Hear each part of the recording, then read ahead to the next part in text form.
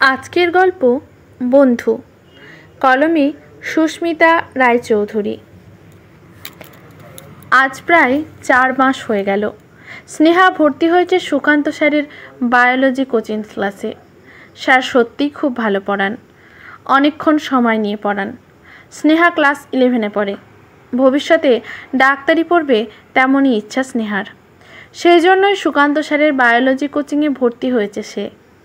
Sir প্রধানত ডাক্তারির পড়ার জন্য যে প্রবেশিকা পরীক্ষা নিট, তার জন্যই বায়োলজি পড়ান।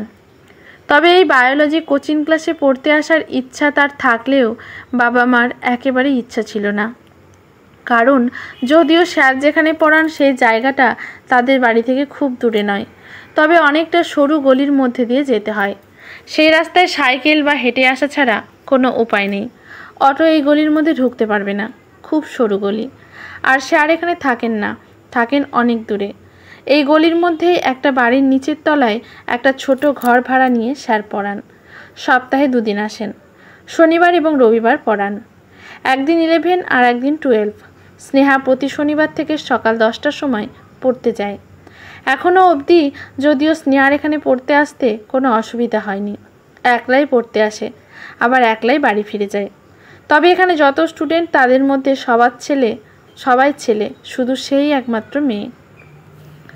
প্রথম একটু অসুবিধে হলেও এখন অবশ্য ঠিক হয়ে গেছে। সে নিজেই পেছনের দিকে একটা কোণে গিয়ে বসে। স্যার থাকেন চেয়ারে, ছাত্রছাত্রীরা শতরঞ্চি পেতে মেঝেতে বসে। পড়তে আসা বন্ধুরা মোটামুটি সকলেই ভালো, কথা হয় তাদের সাথে অল্প বিস্তর, শুধু একজনের সঙ্গে ছাড়া, সে হলো সূর্য। এই কোচিং ক্লাসের সবচেয়ে ভালো ছাত্র সে। পড়াশোনায় তুখোড়, ক্লাস 10-এর বোর্ডের পরীক্ষায় দুর্দান্ত রেজাল্ট। স্যারের সবচেয়ে প্রিয় ছাত্র সে। স্যারের কোনো প্রশ্নের উত্তরেই সে আটকায় না খুব একটা। পাঠ্যপুস্তকের বাইরেও অনেক বই পড়ে। স্যার কেন, এই কোচিং ক্লাসে সকলেই নিশ্চিত যে ওর নিটের রেজাল্ট খুব ভালো হবে এবং কোনো নামি মেডিকেল কলেজে চান্স পাবে। তবে ছেলেটি বেশ অহংকারী আর খুবই আত্মকেন্দ্রিক। খুব একটা কারোর সাথে কথা বলে না বেশি। সাইকেল নিয়ে রোজ পড়তে আসে, আবার সাইকেল নিয়ে বেরিয়ে যায়। একটু আধটু কথা হয়, সেটা শুধু স্যারের সাথে। আজ শনিবার, নিয়ম মতো আজও পড়তে এসেছে স্নেহা স্যারের কাছে। কিছুক্ষণ পড়ার পর হঠাৎই স্নেহা বুঝতে পারে যে তার তলপেটে ব্যথা করছে। সে খুব ভালো করে জানে আরও 3 দিন পর তার ডেট, তাই কোনো প্রস্তুতি নেয়নি। অনেক সময় অবশ্যই এগিয়ে আসে, তার খেয়াল রাখা উচিত ছিল, কিন্তু কি করবে সে এখন? আজ আবার সাদা স্কার্ট, সাথে লাইট পিঙ্ক কালারের টপ পরে এসেছে। এখানে তো কোনো টয়লেটও নেই। এতক্ষণে নিশ্চয়ই তার সাদা স্কার্টে দাগ লেগে গেছে অল্প হলেও। এখন সকলের পেছন থেকে সে উঠে বেরোবে কী করে? সকলেই তো দেখতে পাবে, দেখে নিশ্চয়ই বন্ধুরা তাকে নিয়ে হাসাহাসি করবে। আর একজন মেয়েও নেই যে তাকে অন্তত কথাটা বলতে পারে।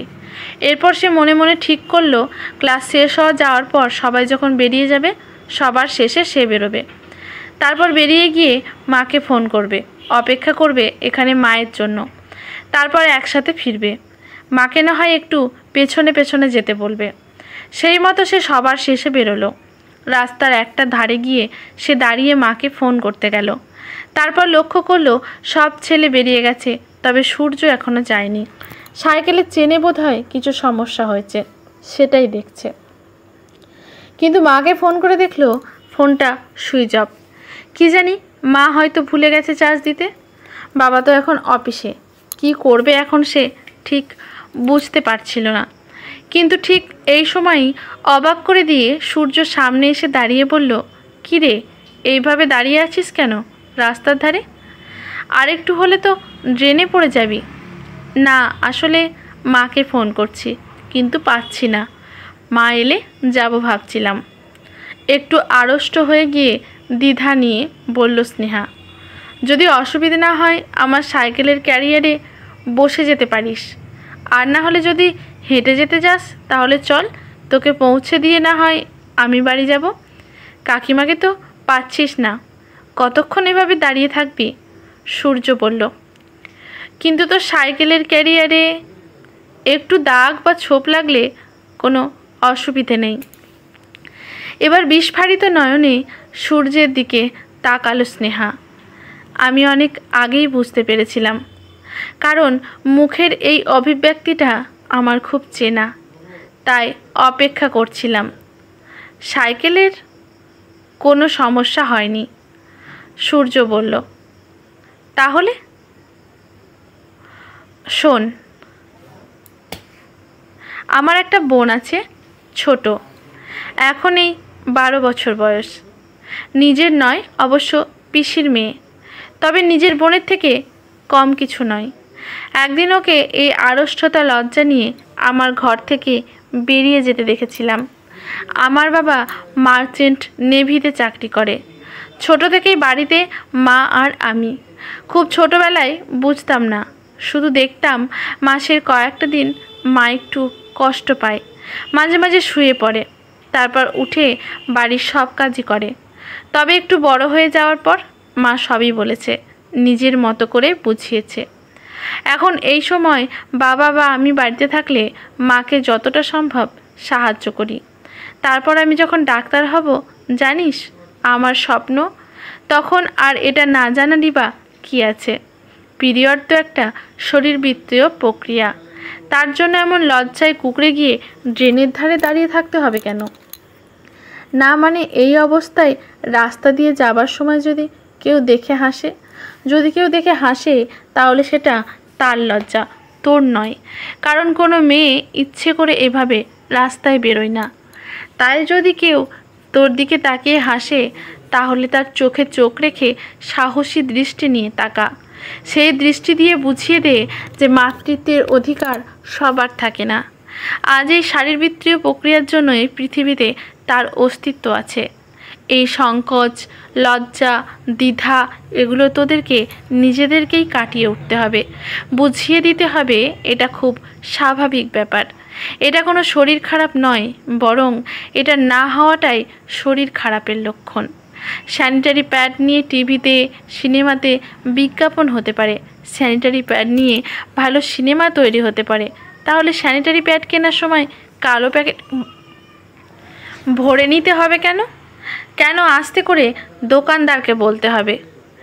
আর তুই তো নিজেই ডাক্তার হতে চাস, তাহলে এটা নিয়ে এত দ্বিধা কেন? আমি কি তোর মতো অত ভালো স্টুডেন্ট? ডাক্তারি পড়ার চান্স যে পাবো তার তো কোনো নিশ্চয়তা নেই। এবার না পেলে পরের বার পাবি, শুধু স্বপ্নটাকে বাঁচিয়ে রাখতে হবে। এই তো কিছুদিন আগে খবরের কাগজে পড়লাম, এক ভদ্রলোক অবসর গ্রহণের পর ডাক্তারি পরীক্ষার প্রবেশিকা পরীক্ষায় উত্তীর্ণ হয়েছেন এবং ডাক্তারি পড়ার সুযোগ পেয়েছেন এবং পড়ছেন। নে চল এবার। স্নেহা মনে মনে ভাবল যে সত্যি যে সূর্য সম্বন্ধে কতটা ভুল ধারণা করেছিল।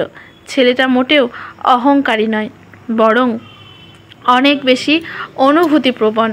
সে নির্দ্বিধায় সূর্যর সাইকেলে চেপে বসল। সূর্য সাইকেল চালাতে চালাতে বলতে লাগলো, আমার পিস্তুত বোন আমাদের বাড়ির কাছেই থাকে, খুব ভালোবাসে আমাকে। তার দাদা ভাই বড় ডাক্তার হবে, এটা তারও স্বপ্ন। রবিবার স্কুলে ছুটি থাকলেই চলে আসে আমাদের বাড়িতে। এসেই প্রথমে আমার পড়ার ঘরে ঢুকে আসে, তারপর দেখে আমি কি নতুন বই কিনেছি, পছন্দ হলে সেটা নিয়ে যায় পড়বার জন্য। তারপর পড়ার টেবিল থেকে আমাকে টেনে নিয়ে আসে বিছানায়, তারপর চেস খেলতে বসে। ছোট থেকেই ও খুব ভালো চেস খেলে, প্রায়ই আমাকে খেলাতে হারিয়েও দেয়। মাঝে মাঝে ওর কাছে হারতেও ভালো লাগে। আমাকে হারিয়ে দেওয়ার পর আনন্দে লাফাতে লাফাতে চলে যায় আমার মায়ের কাছে, গিয়ে বলে, মামনি, দাদাভাইকে আমি হারিয়ে দিয়েছি। আমার মাকে ও মামিমা না বলে মামনি বলে। খুব ছটফটে মেয়েটা। এমনই একদিন রবিবার এসেছিল আমাদের বাড়িতে, এসে আমার ঘরে এসেছিল। কিন্তু কিছুক্ষণ খেলার পরেই আমি দেখলাম ও স্বাচ্ছন্দ্যে বসতে পারছে না, বারবার চাদরের দিকে তাকাচ্ছে। দুবার উঠে টয়লেটে গেল, তারপর এসে বলল, দাদা ভাই আজ আর খেলবো না বলে ম্লান মুখে ঘর থেকে বেরিয়ে গেল। সেদিন ওর মুখটা দেখেছিলাম একটা অস্বস্তি।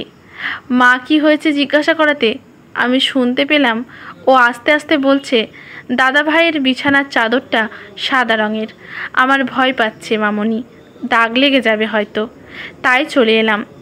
আজ আর দাদা ভাইয়ের ঘরে যাব না। তারপর চুপ করে বসেছিল মায়ের কাছে, আর আসেনি আমার ঘরে।